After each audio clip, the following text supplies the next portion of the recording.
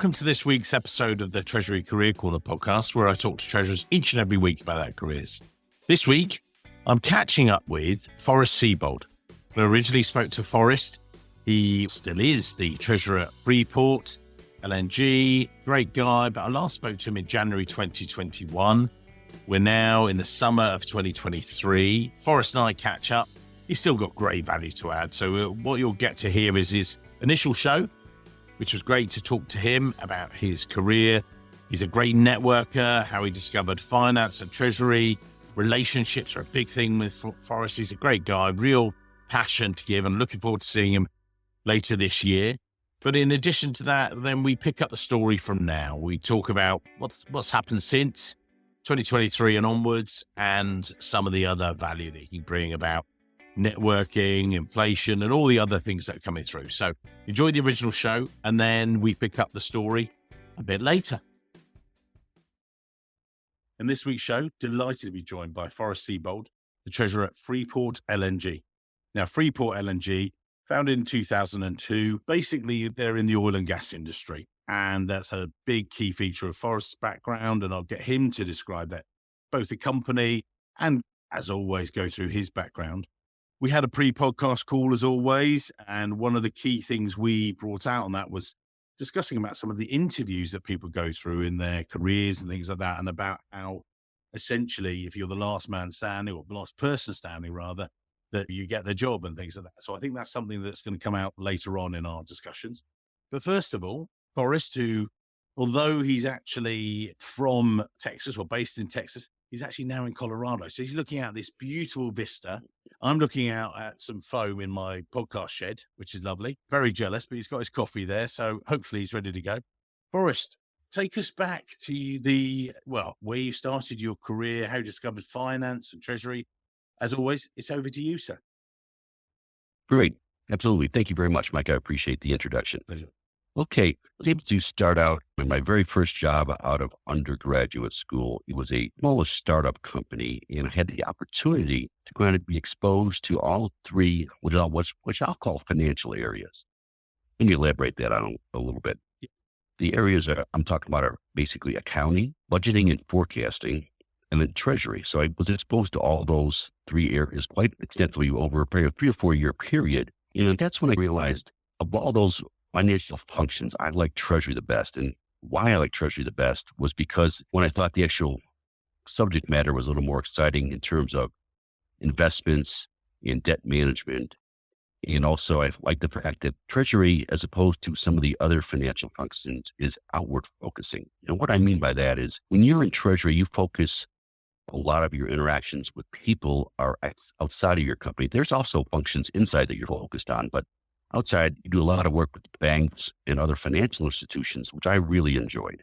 So that's where I decided I want to get into the treasury function within the finance function. Now, I really value the experience I had in accounting and in financial planning or budgeting, because it does definitely help you in the treasury field, but I definitely identify myself that this is the area that I want to focus on. So I realized at that age, at that point in time, to get ahead, I really needed to specialize in treasury and what do treasury professionals really look for in terms of hiring.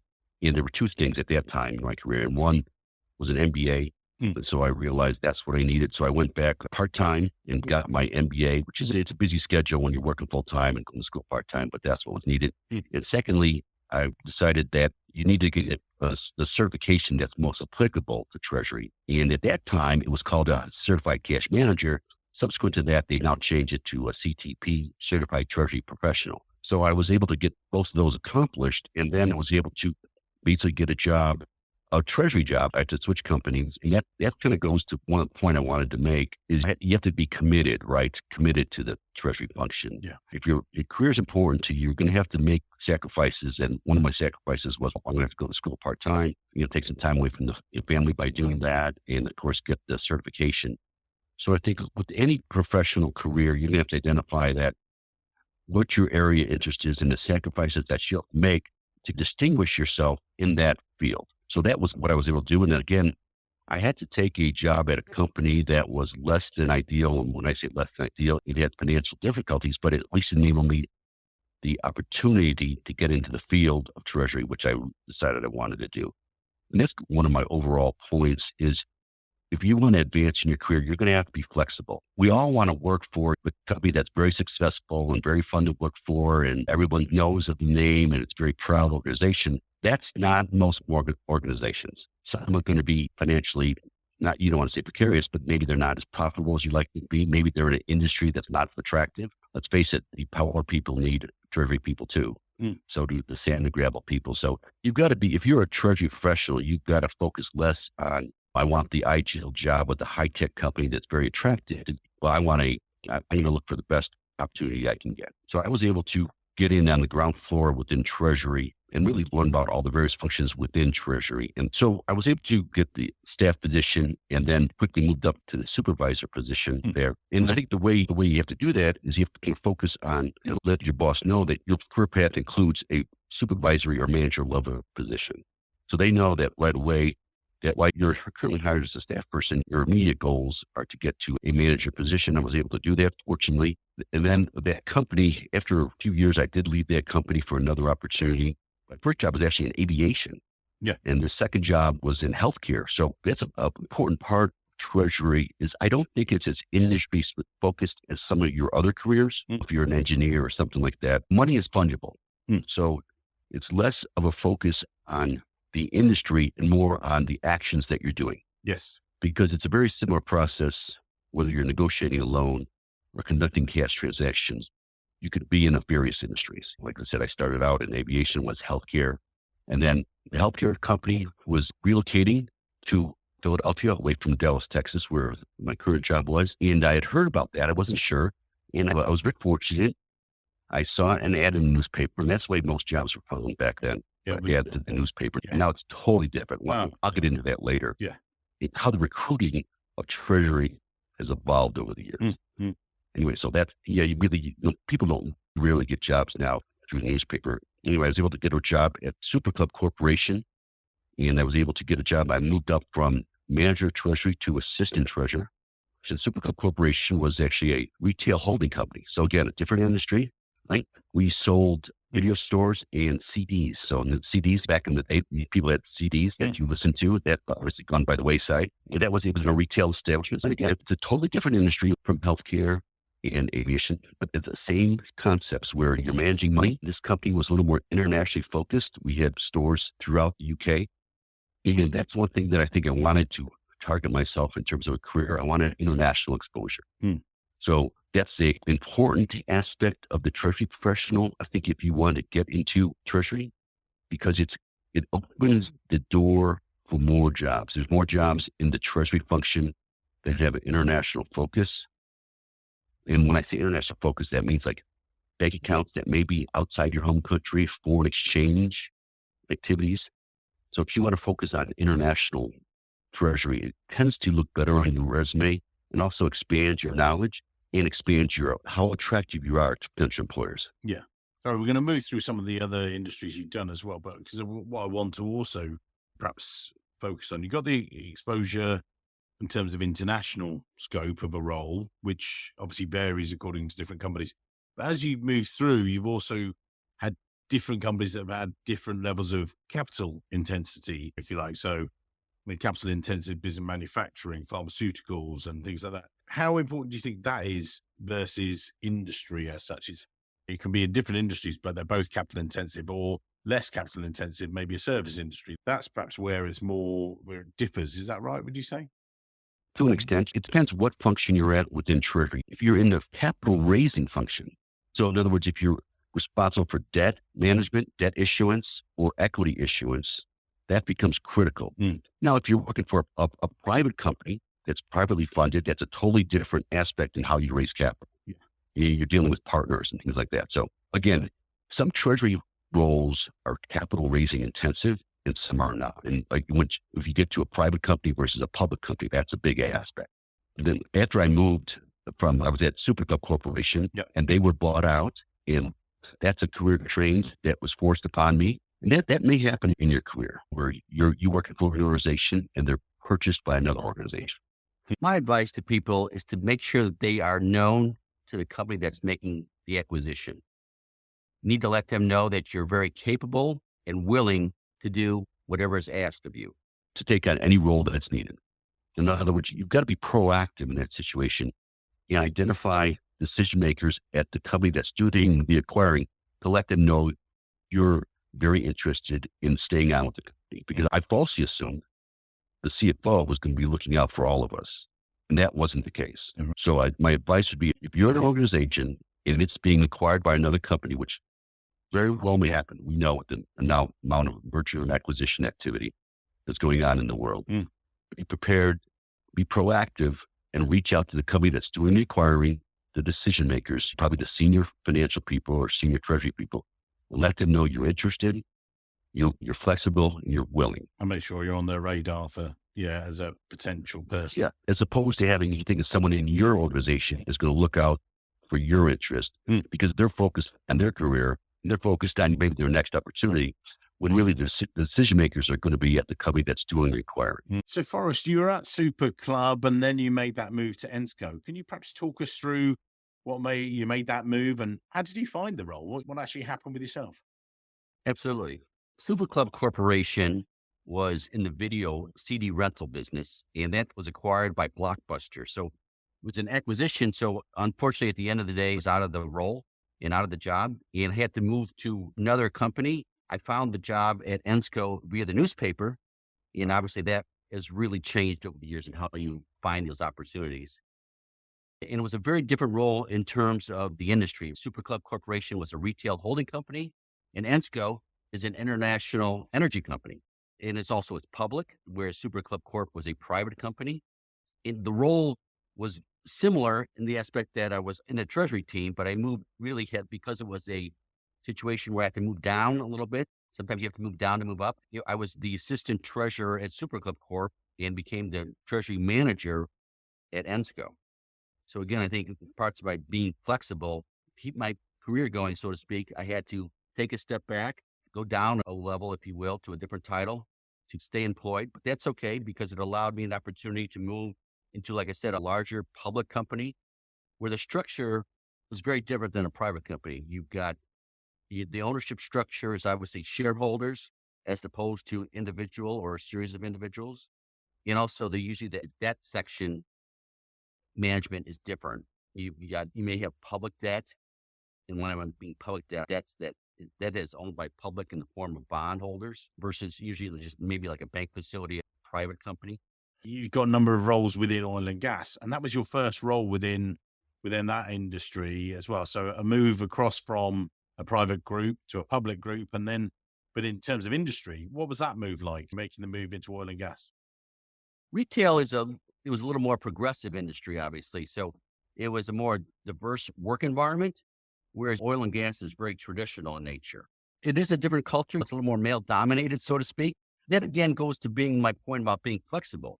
You've got to kind of adapt to the culture of the company. You want it to be fair and honest, but on the other hand, you've got to realize that every company has its own culture and you've got to adapt a little bit to survive often.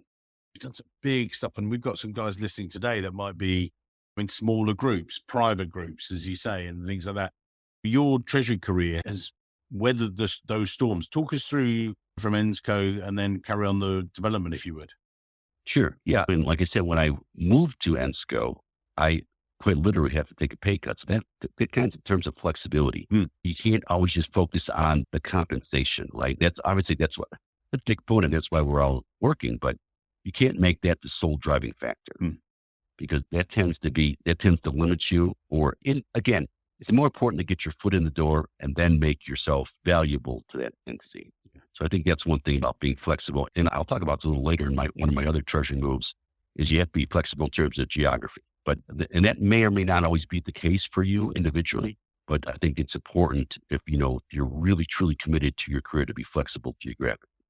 So anyway, I had to take a step backwards, right? I went from being the assistant treasurer at Super Club Corp to being the treasury manager at Ensco. So again, it was a bit of a step back, but you have to do sometimes what you have to do.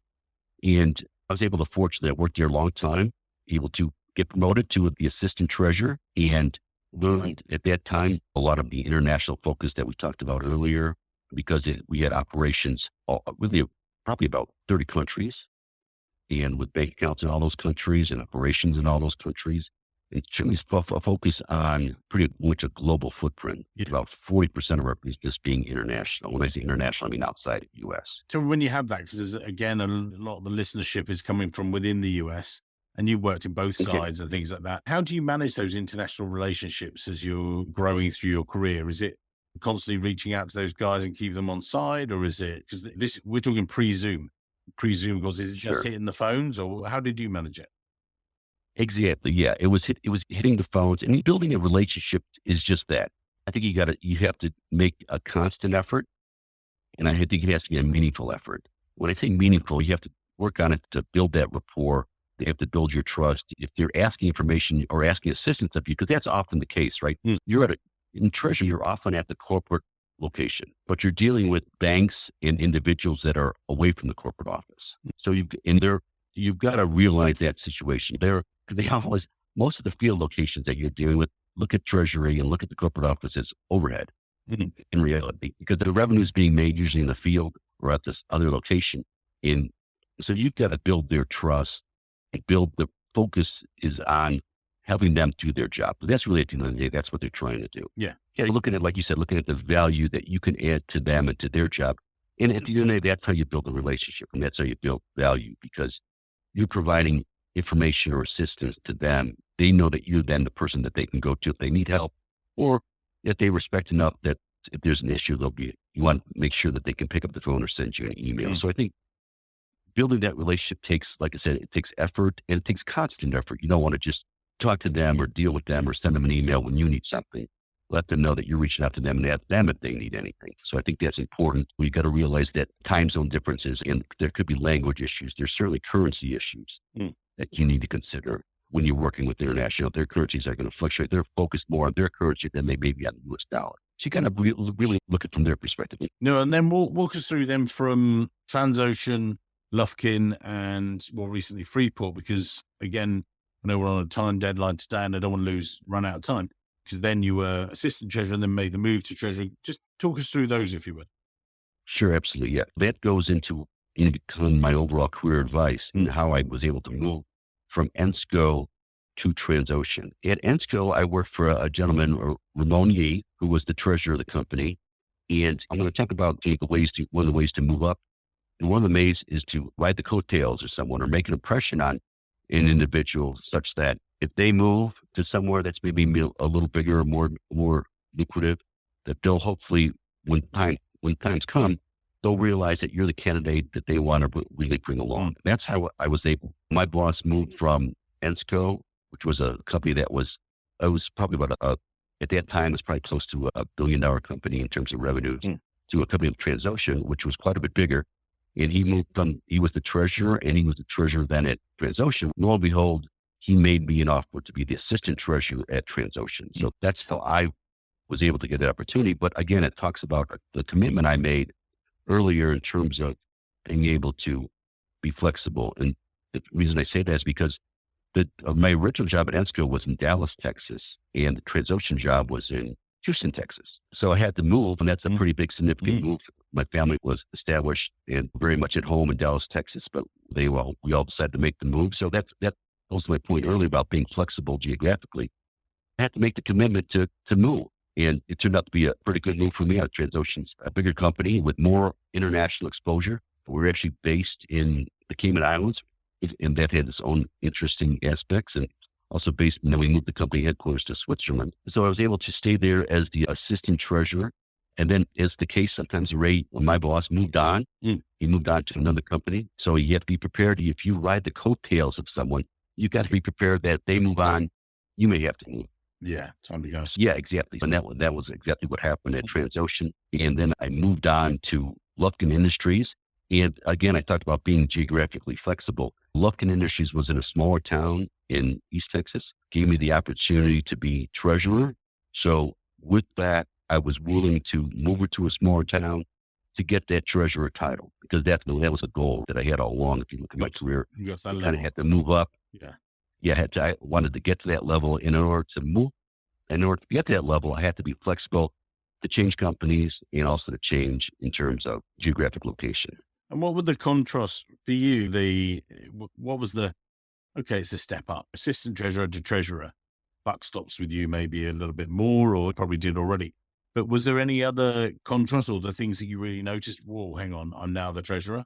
Was there anything that you picked out that, again, for the listeners today, that they should be thinking about when they're making that move to the number one job?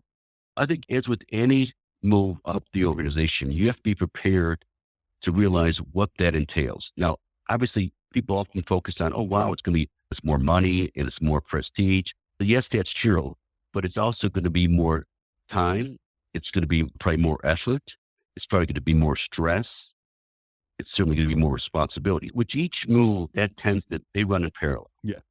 So I think you just have to be prepared for that. You're going to have to be prepared for that move in terms of, okay, be careful what you really want, right? And if you really want, that's fine, but just realize what goes along with it. And be prepared. That's what's going to happen. You'll have more people working for you, so you'll have more personnel issues to deal with. Odds are when you move up the organization, and because your organization grows under you, you're dealing with more people. Yeah. And when you did that, when you got the treasurer role and things, what was it like for you managing a team and leading a team? Obviously, you've been number two for a number of other years and roles. Yeah. What was that like then, suddenly being the full-on leader? I thoroughly enjoyed it because a couple of reasons. One, that like you said, the buck does stop with you. You are the decision maker often, and you have to live with those results. But I actually enjoyed that. And also, you had the direct ear of the CFO.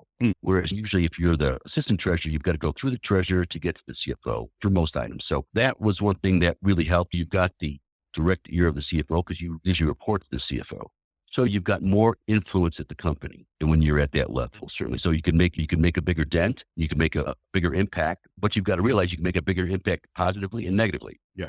So you just got to realize that when you move to that level of an organization, what happened. Like I said, I was ready for that and I really wanted that. And it was part of my overall career goal. We'll talk a little about this later, but that was a very different interview process than the other interviews that I've been on. The advantages I've had of changing jobs so much, I've interviewed a lot. It could be viewed as a negative or a positive, but you got to realize every interviewer is a little different. And then that company was bought out. Again, there's another buyout scenario, right? That company was bought out by GE Oil and Gas, and which is a very different company. I went from a company with about $1.5 billion worth of sales to $150 billion worth of sales. So our organization was 1% of their sales. And that really wasn't my ideal situation. A very, very large company where I felt like I couldn't really make much of an impact. So while they did keep me on and I was employed by them, it really wasn't an ideal role. So I kept on looking for jobs, and while I was working, it's the easiest to find a job when you're looking for a job. That's very true.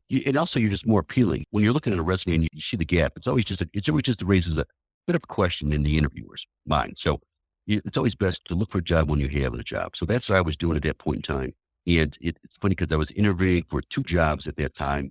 And you can tell when you're on the short list because you've gone through several interviews. You're actually with the CFO and maybe even the CEO of the organization. And I was interviewing for 2 jobs, both in the industry, both in Houston, both director level position. And the job I thought I really wanted, I did not get that job. But Freeport LNG did. I did get that job, fortunately.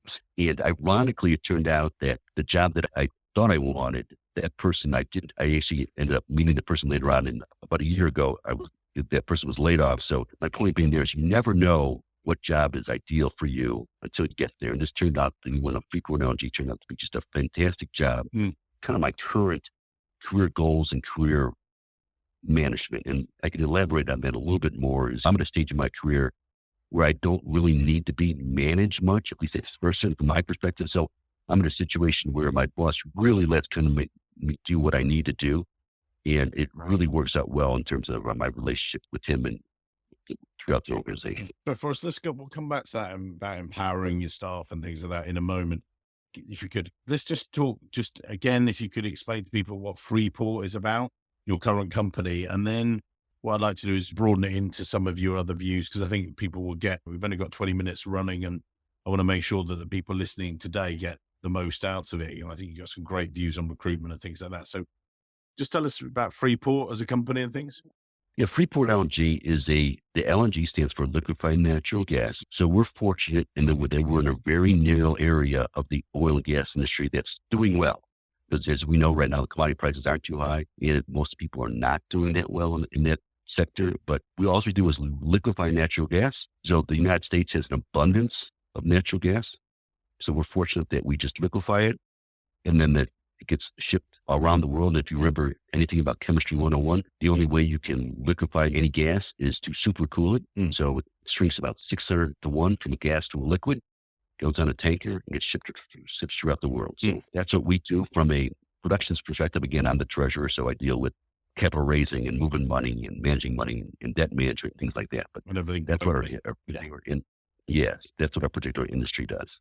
And I said, we said earlier about the global is a big part of your ethos or the sort of your responsibilities. When that comes down onto a people level, and this is where we're going to start to broaden back into that and bosses and things like that. But again, you deal with, there are some treasurers in the US, for instance, who will deal with lots of people, but they will just talk to people in their own country in the US because it's big enough, fair enough. But you obviously have an international outlook. How have you seen that over the years? And obviously that's been a key part of your history and background. How do you manage all those different relationships and things? We talked about being on the phone and stuff. Do you see there are different ways to approach problems, or what do you think? Yeah, I think you need to gain some in-country knowledge, maybe about their particular banking system. And every country is different in terms of how they operate their banking system. Surely the UK is different than Japan, that's different than Brazil. So I think one aspect is to gain some general knowledge about the way the banking system operates there, who the major players are. When I say major players, major banks are within that country. Certainly you want to get a feel for the currency itself that dominates that country, right? Is it a floating currency? Is it pegged to the US dollar? Is it an open currency? Like the Egyptian pounds it's a very controlled environment. It's very hard to get Egyptian pounds. It's very hard to convert the Egyptian pounds to US dollar. So I think you need to learn about some of the details of operating within that country from a treasury perspective. And I think that's banking, that's currency related, that's how funds are moved in and out, historical interest rates and things like that. So I think you've got to learn about the country itself to help you kind of operate within that country. Even if you never get to physically go there, you understand how to operate in there in terms like from a banking perspective and from a local operations perspective, because that's who you're supporting, right? You're supporting your local operations often. That's really interesting. But what I want to do again, because listeners are here, we're got to make sure that we get enough time of yours, which is fantastic. We spoke before today. You've got a fascinating career where you've made all these moves. Some treasurers will be 20 years in one job. So their knowledge of making moves and recruitment and the market in that sense is more limited than yours. Now, there are 2 or 3 points I wanted to make. We'll come back to about being a boss and empowering your team and stuff in a minute.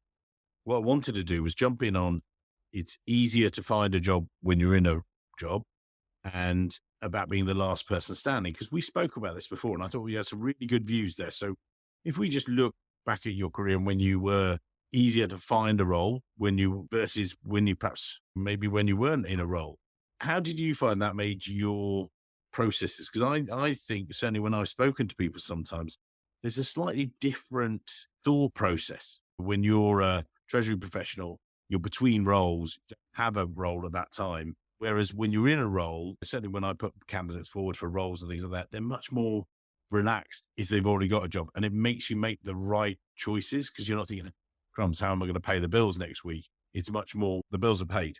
Am I just choosing this role for the right reasons? Have you found that yourself with your career?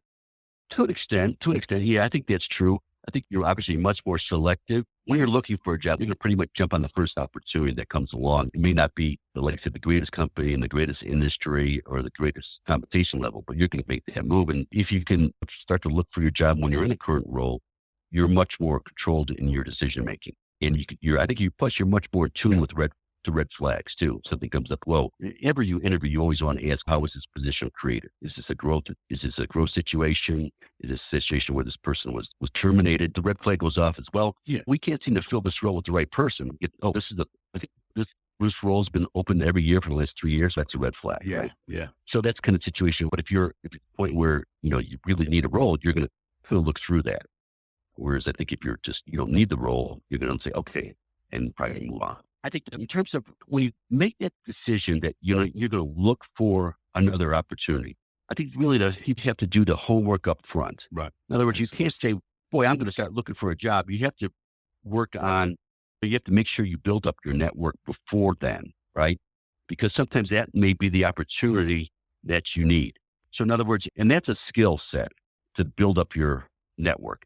And how do you do that? It goes back to what I alluded to before. You've got to stay in touch with people. Yeah. And you've got to connect with them on a regular basis. And sometimes it could be nothing more than an email, or it could be nothing more than a phone call.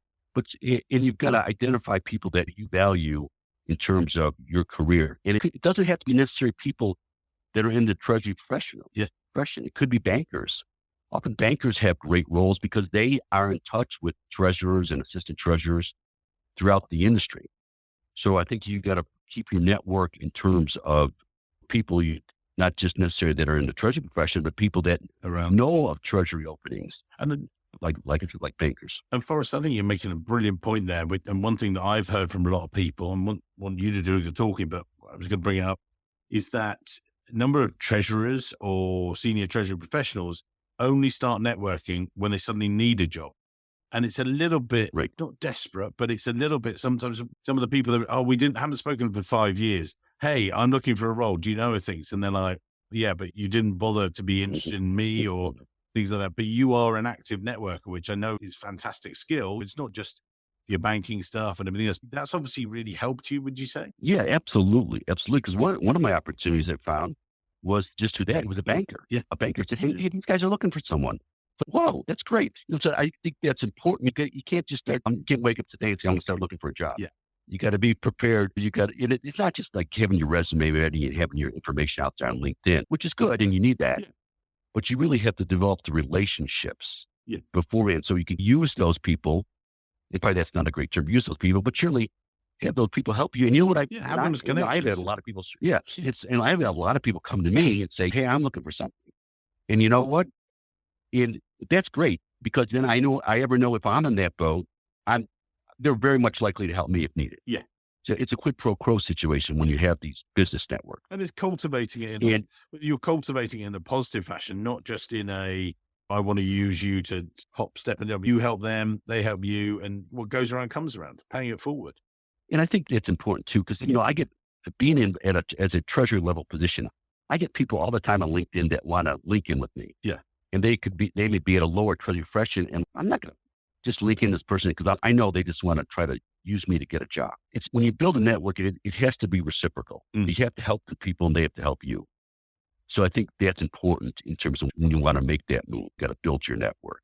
It depends what level you're at too. Sometimes when you're just starting out, and we can go into this a little more, but when you're just starting out, you've got to make sure you check the boxes for those entry level positions. Yeah.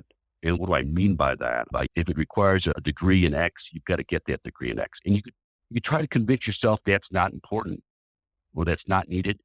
But at the end of the day, that's not your decision. That's the hiring person's decision. So you've got to check the boxes like I did early in my career. Oh, an MBA. Okay, I got that. Okay, the certification. Okay, I got that. So you've got to, when you're starting out in your career, you've got to check those boxes. You got to put the work in. Yeah. And then when you get older in your career, it's certainly a situation like they don't really look at, where did you go to school? Oh, okay, whatever. They're really looking at maybe some more specific skill sets or specific things you did in your career that they're looking for. And you can't be discouraged if you don't have that. One job that I did not get that I thought I really wanted was they wanted someone with IPO experience. I didn't have it at that time. No, I didn't get the job. But I'm not going to beat myself up over that because I just didn't have that one particular type of experience. But you've got to be prepared. But that's what sometimes when you get to a certain level, that's what they're looking for. Yeah. Because everyone they're going to interview is going to have all the boxes checked. They're going to have enough experience. But they may be looking for something that's very specific. We talked about that, and there's a crossover with that functional thing and industry experience. As I said, at one stage, I was nearly going to be recruiting this treasurer for a consulting stroke engineering firm in LA. And the senior guy there said, have you recruited any other senior treasurers in LA in this industry? And I was like, no, because it's like, you're the biggest company. And as you say, there's certain things you can do, get people who've got IPO experience, got different, but that's more functional experience rather than industry specific and level and everything else. It was just, again, it's about you developing the other facets of your experience as well, isn't it? Yeah. And that goes back to when I said be flexible and be proactive.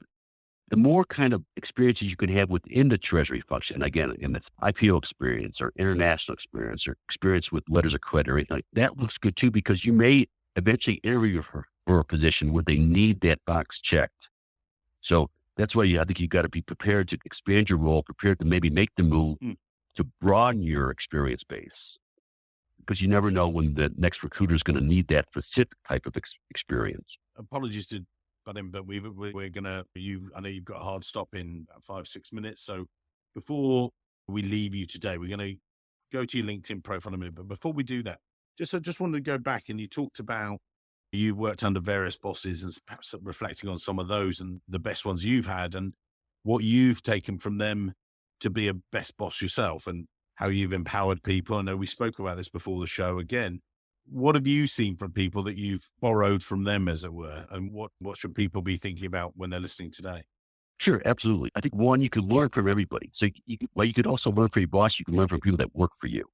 And be aware of situations. Like if you're working for someone and they ask you, or in your review process, they mention a particular character trait that maybe you don't agree with. I should be more patient. Let's say they say that. And I don't agree with that. But if someone else tells me that same thing, I've got to realize and be mature enough to know I'm wrong there. I need to be more patient. So I think listen to what people are telling you. And it's about being a good communicator. So like we said, you said before, you got 2 ears and 1 mouth. So make sure you use it proportionally. So that's how I would think. See, listen a lot, listen to people that are above you, listen to people that are below you, listen to people that are across from you. And it's really try to take and use that source, use them as a source, as a network. Because if you can earn their respect, again, you can ride their coattails. And people change jobs for all sorts of reasons. And you never know when that person may work for them now, and you may work for them 10 years from now in a different role, a different company. If you've got that, and again, it goes with keeping your network in tune. If you really respect someone, if you work for them, keep in touch with them regardless of where they go. I think that's real important. And I still keep in touch with my bosses that are retired. Yeah. So I think that's just an important aspect to have. And we talk a little about interviewing skills, because I've interviewed a lot in certain aspects that I think I've learned over the years. And we talk about that. You've got to understand who you're interviewing, and you got to let them lead. And I've had certain interviews where they sit back and they'll ask a question and they expect a long, detailed answer, and they'll ask another question, and that's what they want to get. And then I've had interviews with it. They do 80 or 90% of the talking.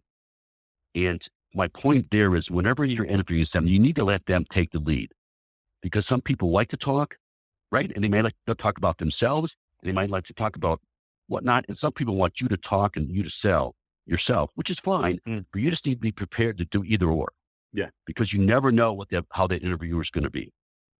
And at the end of the day, they're the decision makers. So you've got to make sure that they want you, and they want you enough to bring you back. And I guess that goes to my point we talked about earlier about being the last person standing, because you've got to understand what the interviewer is trying to do in terms of when you interview. They're really just, a lot of it's trying to eliminate people. Because it's all about time management. They may have gotten 30 resumes and they narrowed it down to 10 people that HR is going to talk to, and they're going to talk to 6.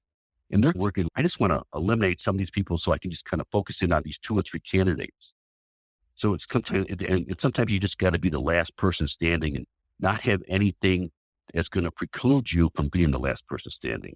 And sometimes that goes back to, you do really want to let them lead the conversation if possible, because you don't want to upset them or dominate the conversation. Or on the other hand, if they expect you to have long, detailed answers for every one of their questions, you just have to roll with it. Yeah. If you don't get to something that you wanted to sell about yourself, that may be the case. But at the end of the day, you got to realize that person's making the decision, not you. You have to let them lead. And as you say, it's actually what we call the horns and halo effect as well, because if they focus in on something they really like about you, love their rugby, oh yeah, it's great. That's the halo effect, and you're an angel and they love you. But then also, as you say, it might be that they hate sports, and you start to go on about it, and they're saying, actually, I'm not interested in sports at all. Oh, hang on. So back away from that. So I think it's about awareness and that active listening. And it is a lot of the things that you brought to bear on today's podcast. So. Right. Know who you're speaking with. If you're speaking with in the interview process, you often speak to an HR representative. You often speak to maybe the decision maker, your boss, and maybe the CFO. Kind of realize that they're all different people and they're all looking at different things. The HR person is going to be like, I'm looking for red flags where I can just eliminate this person. Yeah. And the CFO is looking for a person like, wait, I want a person that can be a star and I can maybe move this person throughout my organization. Whereas the treasurer person may be looking for, oh, I want someone to fill this role that could really fit in right now. So you got to realize who you're interviewing with to kind of what they're looking for, because they're not all looking for the same thing. Exactly. Forrest, amazing chat today. Let's just up things, because again, I know that you've got a hard stop any second. If we could, we'll put your LinkedIn details in the show notes so people can connect to you. And I think it'd be amazing for you guys to have you in their network and things. But before we do close it off, just reflecting back over your time in Treasury thus far and continuing it is, what are the key tips, bullet points, if you like, for people that you would say to people that they walk away today and they know? One, like I said earlier, be flexible. Absolutely be flexible. And if your boss asks you to do something, do it. If this is going to require a move, then maybe you have to move. So the more flexible you are, the more appealing you're going to be to people. Secondly, be sure to, if you need to tick the boxes, tick the box. Get what you need to get the interview. Don't try to fool yourself. So maybe tick the boxes. And lastly, network. Actively network. You should be networking right now and network people. And you never know who's going to be that person that's going to get you that interview. Yeah. That's what I would focus on. And networking is not easy, but it's something that you need to continue to focus. And the higher up you get, that's the more likely the way you're going to get jobs through a network. Exactly. Yeah. So flexibility, tick those boxes, actively network, not just occasionally, which you do. Yeah, actively network. Amazing. And also, realize that, who you're speaking with. And audience, like you said, look for cues when you're interviewing, because they're gonna lead you where you need to go. Yeah. And know who you're talking with. Like I said, you interview differently based on who you're talking with, whether it's a CFO or, like I said, the treasury person or the HR person. Forrest, thank you for your time today, sir. We didn't rush. It was great. It was a lovely 40-minute conversation. So this is going to be freely available I'm looking forward to publishing it, because this is going to be a great one.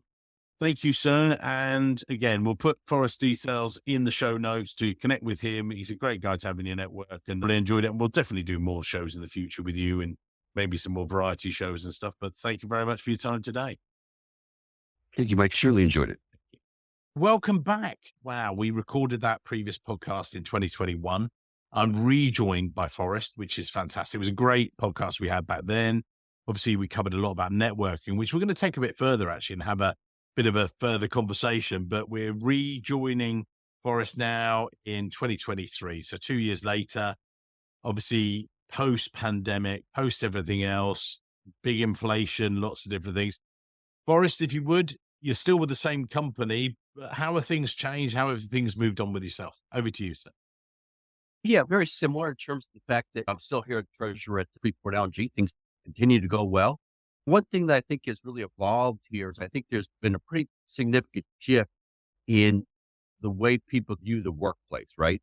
Yeah. I think since at COVID, everybody worked remotely as much as possible, certainly in the treasury functions or financial functions. So it really caused a bit of a shift, like I said, the way that now you have to kind of look at your career.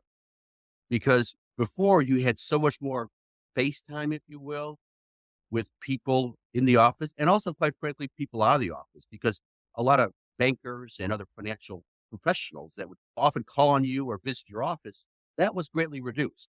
And it hasn't picked back up to the level it was 3, 4, 5 years ago before the pandemic. And I'm not sure it ever will, because they're working remotely a little more than they used to also. So when people did come back in the office, even the bankers, there are very few people who are back in 5 days a week. So you definitely have reduced face time with people, which really is critical in networking. You can network best face-to-face. Yeah. That's for sure. Just because you can communicate best face-to-face, and you can lead best face-to-face. And you can also, I think, convey knowledge and transport knowledge best face-to-face. Visual cues by people if you're talking with them. You know how connected they are. You're looking at them eye to eye. So I think the whole idea of networking now is probably even more important than it was pre-pandemic. It's a great dynamic if you can take the lead, because like we said, like you pointed out before, networking is part of the word is work. And that's exactly what it is. So it's important that you have to realize that, hey, it's going to be an effort, it's going to be a meaningful effort. What I mean by meaningful is that it has to have some value. So there's certain things you want to get out of a network exchange, if you will. You want to build, quite frankly, Mike, just like anything else, you want to build a bit of a relationship with that person. You don't just want to, I'll connect with you on LinkedIn. That's good, but it's really not the objective. You want to build up a relationship. So if that person hears of an opportunity or hears of something that you may be interested in, and it could be personal or professional, that they think of you. That's what the objective is. The objective of networking is to keep your interests and your kind of goals in the forefront of that person's mind. Now, we realize that you can't have 500 people that you have in your network that you're thinking about all the time. Yeah. But the objective is to find out kind of the movers and shakers, if you can, and make sure that they're aware of they're aware of you in terms of your interests, your background, and things like that. And I think you have to be realistic. Just because you know someone that maybe is, let's say, a senior VP at Google, doesn't mean that they're going to recommend you for an opportunity. You still have to have the right background, the right education, the right experience, things along those lines. But it's just another avenue in terms of how you can get your name on the list. And that's all. And that's what you're looking for in network. You're looking to get your foot in the door. And whether it's an interview, something similar, that's what you're striving for. Because after that, it's really up to you. There's only so much the network can do. And you said, Forrest, just to jump in there. So how do people then add value through this network? It's, as you said, it's not just about connecting. That's a good first step. Connect someone over LinkedIn. Exactly as you say, I've done a number of conferences. When I say to the people, don't just say, oh, meet you at this conference, boom. No, talk about what you talked about or what you had in common or why you would add value to having them in your network and them having you in their network. It's an equal thing. It's back and forth. Yeah, quid pro quo, absolutely. Yeah. But so how would you then, aside from that, how do you go to the next stage? Because I know you're a great network. How do you go to that next stage? I think there's a couple things. First of all, I think you have to make it regular, right? You can't just contact them when you need them or when you want to talk to them. Reach out on a quarterly basis or a semi-annual basis. And you can't have to manage that, anything else. You don't want to bug them every month because then it's, okay, this guy's just here to try to build his network and things like that. You want to make it a little more of a relationship focus. So you reach out periodically, and I don't know what that is. In other words, that you can say, oh, I contact them every quarter. I mean, it's not every month, but it's not every 2 or 3 years either. It's something less than that. Balance. And everybody likes to be contacted in a different way. Some people don't mind a phone call. Some people hate a text, or some people, or an email. I think you kind of have to read the person to see how they like to be, they like to communicate with you. Yeah. Everybody's a little different. But again, you look for cues that they will give you. Some people, I'm just not going to respond to a text from someone. Hey, don't call me. Don't call me. That's for my emergency type things. Whereas, let's face it, networking isn't usually an emergency. So I think you have to kind of look at that in terms of how you're going to communicate with this person. And you try to make sure, and I tell this to people, that everybody from children to mentors to relatives to whomever, if you want someone to do something, make it easy for them. So if you want to connect with someone on a network, and make it easy for them, offer them something. Before you're about to reach out to, let's say, Jane Doe, you'll look at Jane Doe's background and make sure you familiarize yourself with her to see, hey, she's in the tech industry. She may be interested in this treasury opportunity that I heard of at a tech company, right? You want to give something and you want to get something. Put yourself in their shoes. Yeah, it's something important in networking. Yes, there's definitely a personal interest. Make it something that's value to both parties, if you can. And this is one of the things also function. This is one of the things that both Forrest and I, we spoke before the show. We had a pre-podcast the other day, and a catch up, which was fantastic. But as you and I talked about, one of the things, the way that we try and add value, and someone said to me, you're a recruiter. So yeah, but if we're a recruiter, you might only speak to us once in 3 years. So how do we then add value along that chain? And one of the ways that we do that is with you as Treasury professionals is do the podcast, do the salary survey. We're running the next quarterly one. We've got articles coming out with the AFP about hybrid working. I'm going to be seeing, hopefully, Forrest at some conferences coming up and things. Adding value is what it's about. And by doing that, it comes back around, paying it forward. I know you talked to me about this as well, because you're a massive believer in this. You're one of the best networkers I think I've seen. And you and I talked about this. Is that just in you or why? No, it's not. One of my bosses was the best networker I ever heard, and ever really dealt with. He was the one who would just always reach out to people, even people that even let's say if you were in a particular city and your job role was, let's say X, let's say you're a treasurer, or you could be anybody, you could be in any role, and you're aware of someone moving into your city that's at your same role, you reach out to them. He would do something like that. That you reach out to a new treasurer that maybe moved into Houston and ask them how are things are going, be part of the group, very proactive. I think you have to look at it like it's really a management of the process of network. What are you trying to do? And you're trying to add people all the time. You're trying to, if people do drop off, right? People retire and step back from the profession. So you kind of have to look at, I got to be cultivating new individuals all the time. And it's not just like Treasury's a little bit unique and quite really good in a way that it's not just other Treasury people. Bankers are a great source of Treasury network because they're visiting so many companies and they're sometimes aware of vacancies or opportunities before they're public. I did get one opportunity, one job when a banker that I knew, but really didn't know that well. He told me of a bigger company. Hey, they're looking for a treasurer. I said, I know people over there. And one thing led to another, and I ended up working with them on a contract basis for about 6 months. So the point being is, it's not just people in your profession. It's people that may be aware of opportunities in your profession. I just wanted to go back to something you mentioned there. We're talking about hybrid, working from home, and this people thing, as well as networking. You're running a team and hybrid and everything else. How would you say that hybrid working from home has changed corporate treasury, the world of treasury, for you as a treasurer? Is it easier, harder? Because now everybody's in the office 2 or 3 days a week. Great, we do all this. How do you organize it? What are your recommendations to people? My recommendations are you have to focus more now on employee development. Well, in terms of their management skills and knowledge transfer, because it's much easier to develop employees and develop talent needed on a face-to-face basis.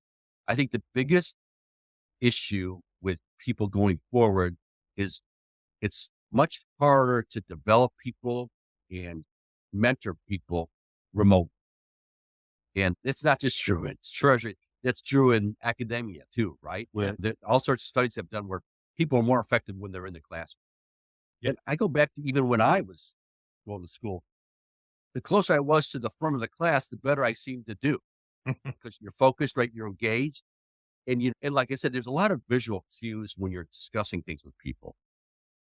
You can tell maybe they're not quite getting this. Whereas if remotely, you can send them an email, do you understand what we're talking about? Oh, response, yes, I do. But if you're talking with them and you can say, yes, they do, but maybe they don't understand everything. So I think the biggest difference, really an obligation of management and really not management just in your field and maybe like human resources is the challenge that we're going to have going forward with everybody working remotely, what is it, 50% of the time or whatever you want to say, to develop people. Develop it and make them feel part of the corporate culture. Because that's another issue, right? Every company has a corporate culture that they want to promote and develop. It's much harder to develop that culture and ingrain that culture when people are remote. It's just that simple. So I think you have to make more effort along those lines to make them feel part of the team, especially if you've got some people working, right? Maybe you're working some people Monday, Wednesday, Friday, and some people working Tuesday, Wednesday, Thursday. There's only one day maybe when the whole team's together.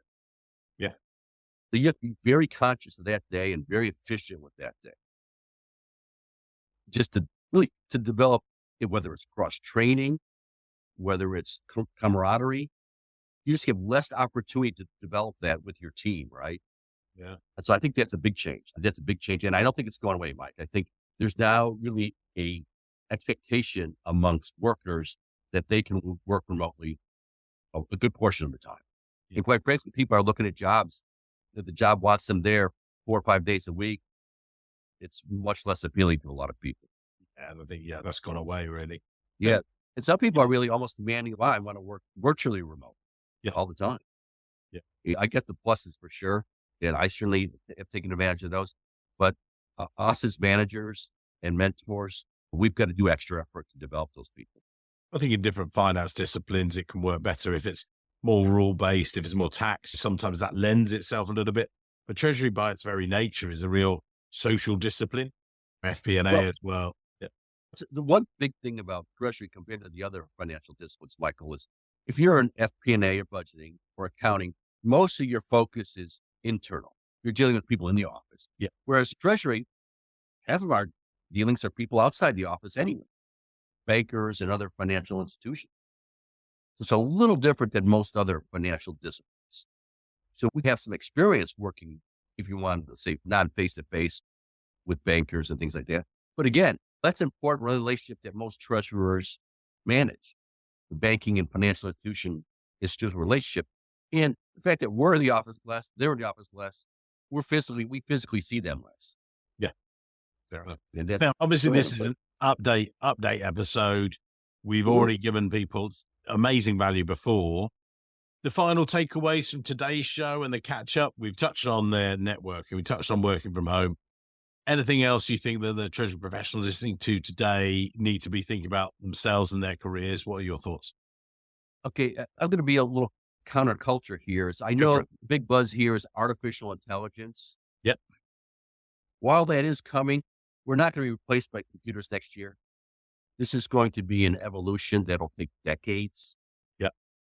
Don't run out and think that AI is going to take over the world here. There's so many variables involved and things change. You're right. Some of the more routine professions or procedural type activities, whether you're booking journal entries, something like that, I think you'll see a lot of gains in AI, but it's going to take so long. So don't be worried about AI taking away your job right away. I would really more focus on, hey, let's look at my current job and how can I excel in that and move up in my career. Let's focus on some things that we can control, we can govern, as opposed to being too worried about, oh my gosh, is my job going away because of artificial intelligence? That's a long time coming. And so focus on, like we talked about some basics, right? Focus on networking and have a bit of a plan too, as to what you want to do in your career. And when I say a bit of a plan, because we can't predict the future. Sometimes you don't know where you're headed, but have an idea of what you want to be and make people aware of that. That's important. That's a lot of people think that, oh, my boss or VP of HR has an idea of what they want to do for my career development. They might not. Make it pretty clear and make it known what your interests are. And whether it could be, you can be transferring departments, you can be going over FP&A or accounting or something like that. Let the VP or whomever know that. Let the controller know that. So I think it's important that people are aware of your career path in your organization. And I think that's one thing that is lacking out there. People expect that. People know I want to be promoted. That's way too generic. Like you have to be more specific. I really have this interest in financial planning and budgeting. Make the right people aware of that. It's even more critical if you're working remotely because you're going to see them less. Make a point when you are in the office to cultivate those relationships. Amazing. So, Forrest, thank you very much for rejoining us on the show. Loads of value from everyone. And now they get to see us in real life. There you go. It's been amazing to catch up and looking forward to actually seeing you and literally being face to face and networking properly. Yes, great. And yes, it is. And while I won't be out in San Diego, I'll make sure that the Ascend Petrov, who is my right-hand man, is out there and he'll look you up. You're fantastic. Thank you, sir. Thanks, Mike. Have a great rest of summer and stay cool. Hello, Treasury professionals. Before you dive into the next episode, could you please help me continue to grow the world's only global Treasury salary survey? That's right, hour one. We run the results quarterly, so you know your compensation is constantly benchmarked against the market and your peer group each and every 3 months. It's amazing, isn't it? Just go to treasurysalary.com. Takes less than 2 minutes to complete, start to finish. You then gain exclusive, regular, updated access to our salary survey, keeping you ahead of the curve. The survey is an evolving, breathing entity that constantly tracks the salaries of Treasury professionals on a global basis. Currently, we have over 1,100 participants taking part. By the end of 2023, I want to hit 1,500, but that's where I need your help. Please make it happen at treasurysalary.com. Thank you for being such amazing loyal listeners. Your support is incredible. Couldn't do it without you. Thank you. Go to treasurysalary.com. Make it 1,500 for 2023. Love you guys.